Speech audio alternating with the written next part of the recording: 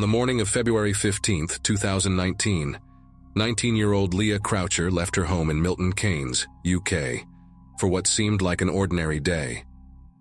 She never arrived at her workplace, and her family's worst fears soon became a chilling reality. After years of searching, Leah's body was found in a place far closer to home than anyone could have imagined. How did the investigation miss such a crucial detail for so long? Today, we unravel the tragic disappearance of Leah Croucher and how a series of investigative failures prevented justice from being served sooner. Before we dive in, don't forget to subscribe for more in-depth true crime stories like this one. Leah Croucher was born on August 14, 1999.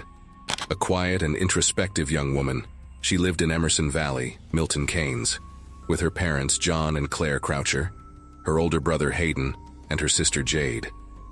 Leah was described as shy but happy, someone who preferred the comforts of home over the party scene. She had a close-knit relationship with her family, enjoyed reading fantasy fiction, and was an avid practitioner of Taekwondo, holding a black belt and participating in national competitions. She worked at a local finance company and was saving up to move in with a friend. For Leah, family and routine were important. On February 15, 2019, she left home for her usual walk to work at around 8 a.m. As captured on CCTV, she was seen walking along Buzzacott Lane at 8:16 a.m., dressed in her usual black coat, leggings, Converse shoes, and carrying a small backpack. However, she never arrived at her office in Knoll Hill. Her phone was switched off at 8:34 a.m., the last time she could be traced.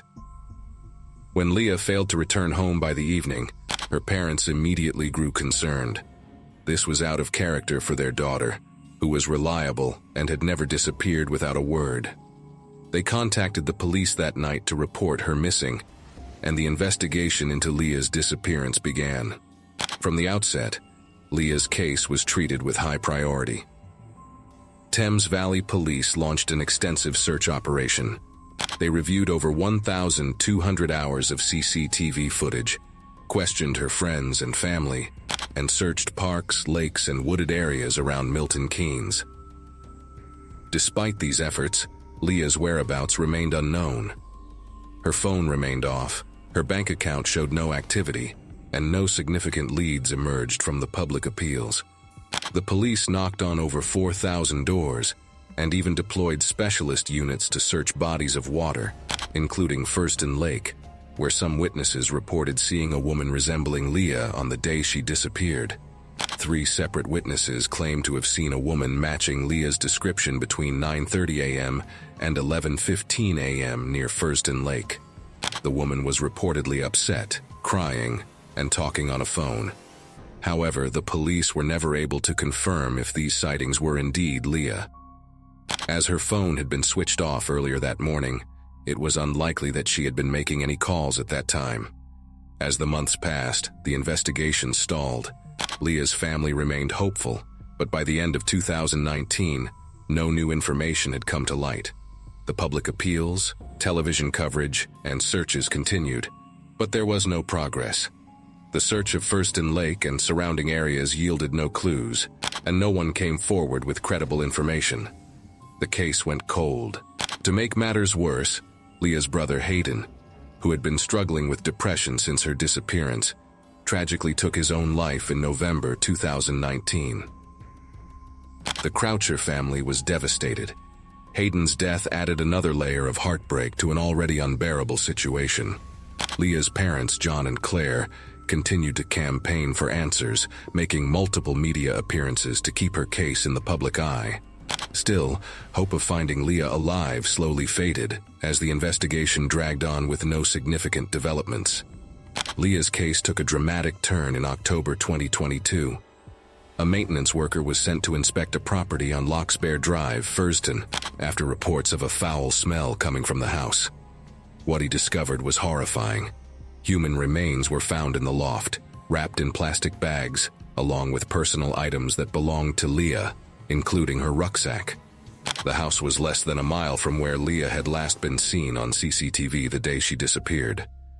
The discovery shocked the community, and raised serious questions about how this property had been overlooked for so long during the investigation. Why had it not been searched earlier? Why did it take more than 3 years for Leah's remains to be found when they had been so close to her home all along? Upon identifying Leah's remains, the Thames Valley Police immediately launched a murder investigation. Forensic analysis confirmed that the body was Leah's, but due to the level of decomposition, the exact cause of death could not be determined. This only added to the frustration, as her family had to grapple with not knowing how Leah had died.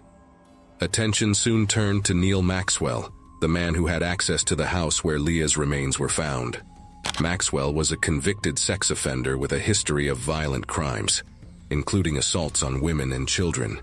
He had been on the run from the police since November 2018, using false identities to evade capture. Despite his long criminal record, Maxwell managed to slip through the cracks. Maxwell had been employed as a handyman to maintain the property on Locksbear Drive, and was the only person with access to it at the time of Leah's disappearance. However, he never faced justice for his crimes.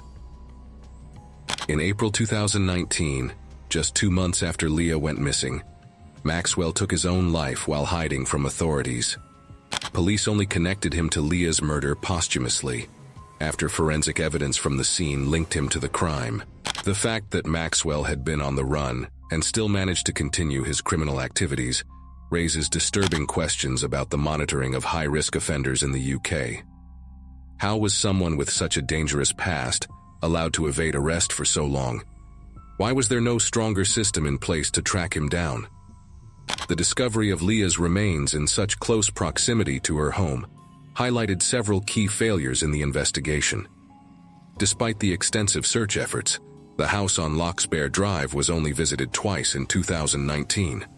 Police later revealed that during these visits, no one answered the door, and officers simply left leaflets asking for the occupants to contact them if they had any information. This lapse in thoroughness meant that a crucial piece of evidence went unnoticed for years. The inquest into Leah's death, held in 2024, revealed additional failings in how Neil Maxwell was handled by authorities. As a convicted sex offender, Maxwell was supposed to be closely monitored, but miscommunication between probation services and law enforcement allowed him to slip through the system. Despite his high-risk status, he was able to evade capture repeatedly, even as he committed further crimes. The inquest also criticized the use of the Visor system, a database meant to track violent and sexual offenders. Maxwell's probation officer had limited experience with high-risk cases, which contributed to the oversight. While these failings did not directly cause Leah's death, they represent missed opportunities that could have prevented the crime. Leah's family, already devastated by the loss of their daughter, were left grappling with the knowledge that institutional failures may have contributed to the delayed discovery of her body. Leah's parents, John and Claire, have been vocal throughout the investigation, expressing their grief and frustration with how the case was handled. In interviews, they described Leah as a kind, caring soul who had her entire life ahead of her. They questioned how someone like Neil Maxwell, with his long history of offending, was allowed to remain free, and how the police had failed to search the house where Leah's body was found sooner. While the discovery of Leah's remains brought some closure to the family, it also extinguished the last glimmer of hope that she might still be alive. They continue to advocate for changes in how dangerous offenders are monitored and call for reforms to prevent such tragedies from happening again.